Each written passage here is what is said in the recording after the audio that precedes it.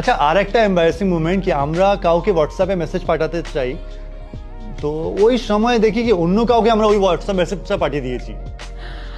আমার রিসেন্টলি হয়েছে, আমি আমার একটা ফ্রেন্ডকে একটা টেক্সট করতে যাচ্ছিলাম আর খুব মানে তাড়াহুড়োতে ছিলাম, তো আমি একটা টেক্সট করেছি ওকে, তারপরে দেখছি মা এটা তো অন্য কারোর কাছে, আর সে কোয়েশ্চেন মার্ক দিয়েছে যে হোয়াট। আমি এত এম্বারাস ছিলাম, আমি মানে আমি লাস্টে বলছি আই এম রিয়েলি সরি, আমি অন্যজনকে পাঠাতে গিয়ে আপনার কাছে চলে গেছে, সরি। এটা একদম ডিফারেন্ট এম্বারেসিং মুভমেন্ট। হ্যাঁ হ্যাঁ, এটা মানে সচরাচর সবার সাথেই হয়ে থাকে আর কি। আজ অবধি তোমার সব থেকে কঠিন ভূমিকা কোন মুভিতে? যদি কঠিন বলতে বলা যায় তাহলে হচ্ছে আমি যখন 9 ইয়ার্সের ছিলাম, 8-9 ইয়ার্সের, আমার ফার্স্ট মুভি ছিল মায়ার বাঁধন। আর সেই মুভিতে আমার মানে আমার বাবা মায়ের চরিত্রে ছিলেন প্রসেনজিৎ চ্যাটার্জি, আমাদের সবার প্রিয় বুম্বাদা।